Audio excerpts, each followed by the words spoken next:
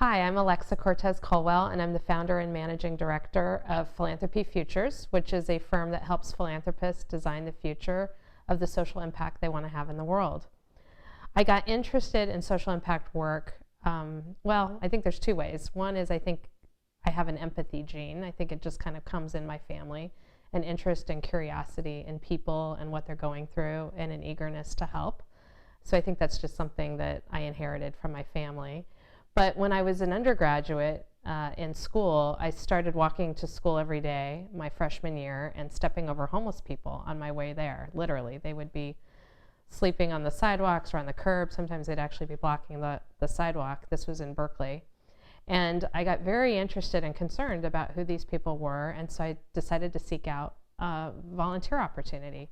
This was just something that was outside my normal experience growing up in a suburb in Southern California, and so I wanted to kind of learn more. And I ended up volunteering for a homeless program that provided homeless services, and my job was to engage in activities with a group of people who came in every night getting ready to transition to the overnight shelter. And we would play cards and watch TV and talk about books we were reading, and it really humanized the problem for me. I got to know that these people who were in homelessness as real people. I got to know that they had families, they had hopes and dreams, they had stories to tell, and to connect with them at a very human level. And it became deeply motivating to me to then begin to think about what a career in social impact work might look like. So that's how I got started.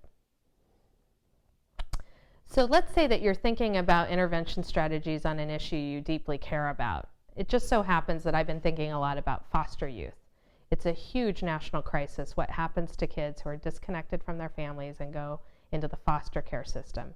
And one of the biggest issues with foster care youth is actually when they emancipate from the system, because at age 18, government resources disappear and these kids are on their own. And often because of the neglect and hardship that they've endured in their lives, trying to be on your own at 18 is really hard. It's hard for anybody, let alone someone who's had those kinds of challenges in their life. So it's a really interesting area for personal philanthropy and social impact work.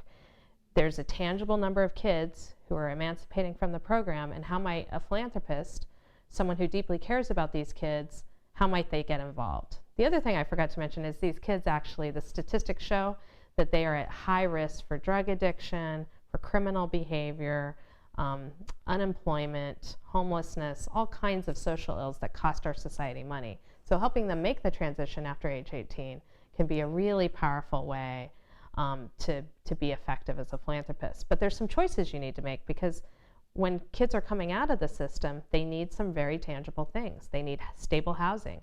They need employment. They need job training and then longer term employment.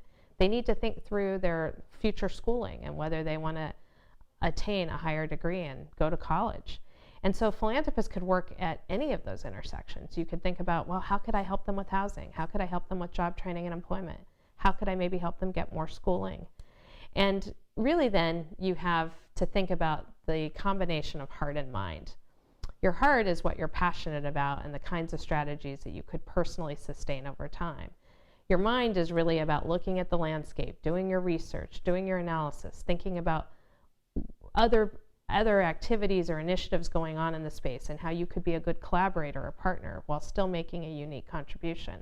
So there's a lot of kind of head work to do in understanding the field and getting to know it better and beginning to make some strategic choices.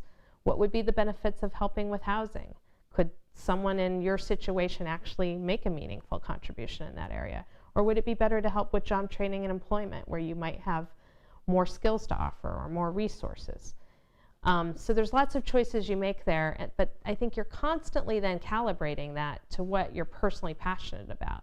Because like I said, social impact work is really hard, and if you want to sustain it, your heart has to be there as well.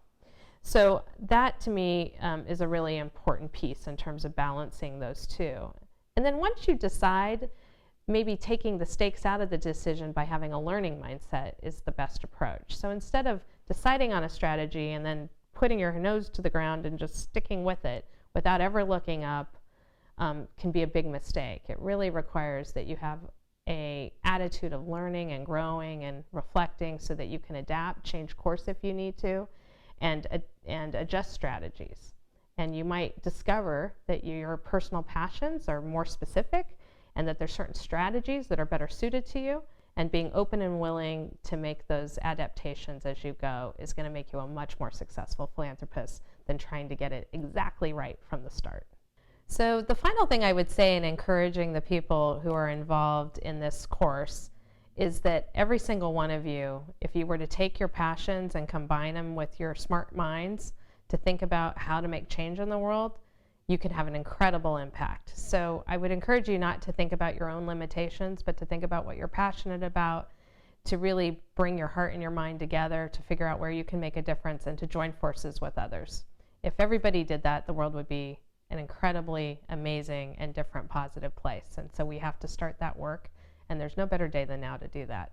I also would say that if you're watching this course and thinking about your future, that life goes by really fast. And there's not a lot of time to kind of hone in and figure out where you're going to find life meaning. So making a commitment now, getting on the path, beginning to experiment, and to experience the joy of helping others and making a positive difference in the world is something you should do sooner than later. Don't wait on that. Don't make it a second priority.